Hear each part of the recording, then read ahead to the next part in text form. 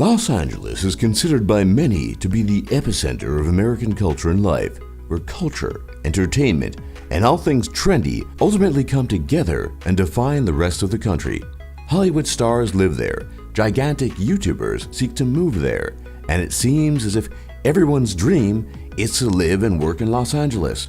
But what if all the hype is just a mirage behind a whole host of less than positive things? What if it isn't true at all? These are the 10 most questionable things about Los Angeles. You often hear of California's great year-round weather, but in the case of Los Angeles, this is questionable at best and an outright lie at worst.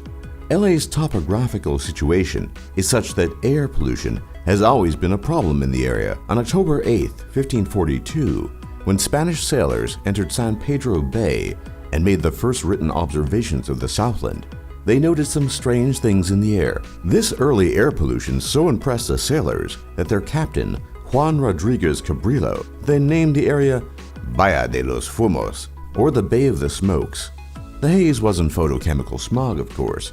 The internal combustion engine and modern industrial factories were still centuries away. That invisible ceiling was formed by a persistent meteorological phenomenon that continues to threaten the lungs of LA's denizens: temperature inversion. An inversion layer forms when ocean breezes draw cool marine air onshore beneath a mass of warmer air above. Held in place by the mountains that shelter Los Angeles on the north and east, the cool air then stabilizes, unable to rise through the warm air above. In essence, the inversion layer acts as an atmospheric lid, trapping whatever pollutants, whether automobile exhaust fumes or smoke particulates, happen to rise from the ground below. On average, an inversion ceiling hovers over Los Angeles 260 days a year. Given this fact, it is a wonder why people would want to live in smog-ridden Los Angeles at all. Los Angeles is famous mainly for one thing: Hollywood films and culture. Beyond that, people tend to underestimate the negative impact this has had on the world and people's relationships. And beyond the glitz and glamour remains an unspoken and disproportionate layer of superficiality, of endless chains of utilitarian networking for one's own purposes, and of cycling through friends as if they were throwaway sofas from IKEA, and the general obsession with trends, appearance, and plastic surgery. Beverly Hills, which lies within Los Angeles, has more plastic surgeons than anywhere else in the country, the likely equivalent of 200 plastic surgeons for every 100,000 people, a testament to the amount of money and attention paid to the more superficial aspects of life.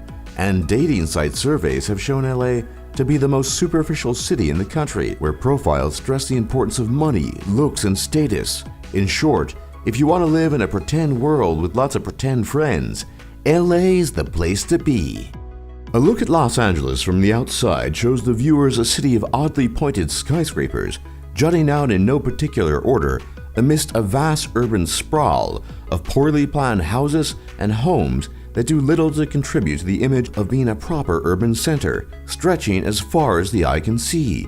In addition to rendering the city highly unaesthetic, it makes for a horrible commute for those who have to work in the city's questionable center, since driving and owning a car, unlike in more sensible cities such as Chicago and New York City, is a must and a requirement, something that makes LA more expensive and worsens the pollution that's already there. There might be some chic bars and overly priced strip malls in Los Angeles, but pretty and well planned, it is not.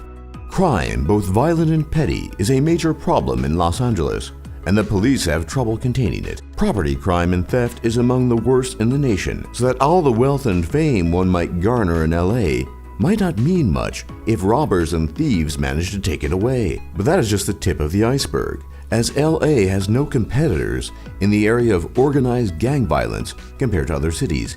It is, in fact, the gang capital of the United States, and the Bloods and Crips, whose rivalry and violence extend decades back, are quite possibly the most dangerous American-based gangs in the country, and neighborhoods such as Wilmington, Lincoln Heights, and El Sereno are exceptionally dangerous and risky to enter. Beyond the veil of Hollywood entertainment and illusion lies a dormant and dangerous world that few denizens of Los Angeles are willing to acknowledge.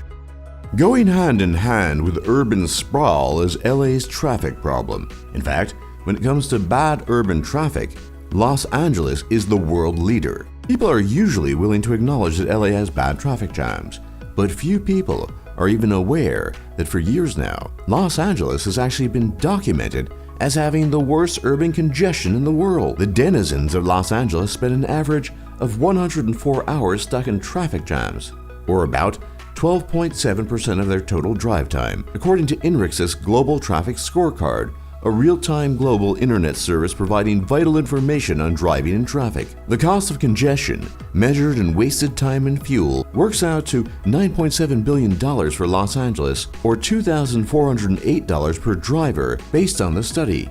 Across the U.S., the cost of congestion is estimated at almost $300 billion, with LA being the unfortunate leader in this less than desirable position. LA-based YouTubers might look happy sipping their caffeinated beverages in their fancy locales, but the truth is, they probably sat through 3 hours of traffic to get there in the first place. Los Angeles, it is claimed, is a great place to live. However, you might want to mind the trash.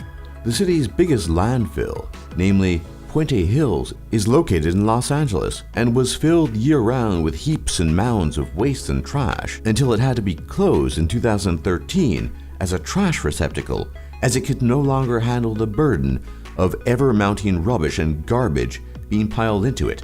And this speaks volumes to the problem of waste removal in Los Angeles. Interestingly, many of LA's poorer neighborhoods rarely see trash removal services at all, and one has to wonder whether the city is just too caught up in its own image of fame and glamour to even worry about these admittedly mundane but vital issues. As if the trash, smog, and pollution were not enough, Los Angeles sits precariously on several major fault lines, making it a prime target for earthquakes. The area in and around Los Angeles has a documented history of earthquakes dating back to the 17th century, and that is just what is historically known. Earthquakes are a constant risk for anyone who chooses to live in Los Angeles, and when they do strike, they leave tremendous destruction and damage in their wake. For example, in 1994, the Northridge earthquake struck, killing 57 people and leaving more than 8,700 people injured.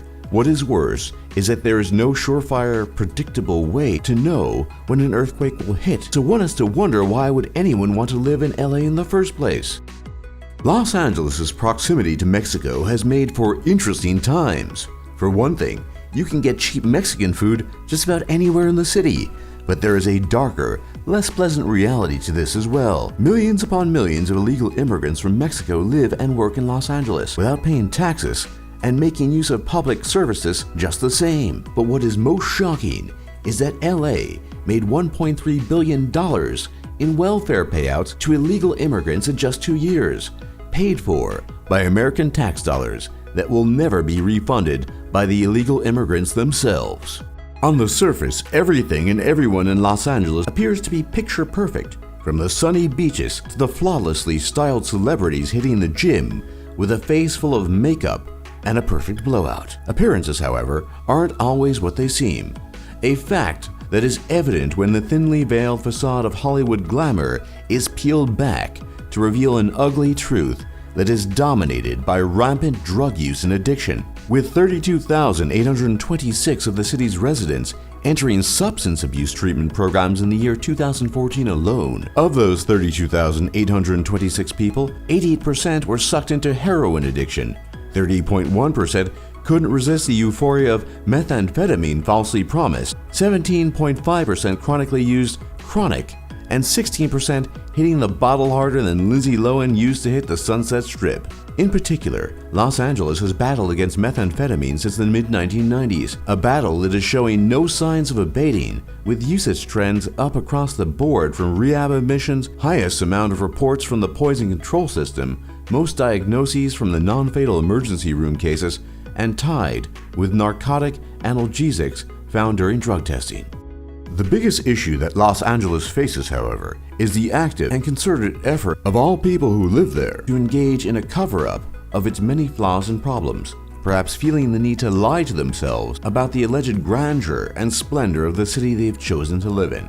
Because let's be honest, all major cities have problems, but few, if any, cities in the United States make it a point to pretend otherwise, and in this regard, LA simply takes the cake. For more top lists just like this, be sure to leave a like and subscribe if you haven't already. And don't forget to check out our other lists. And thanks for watching, and thanks for learning.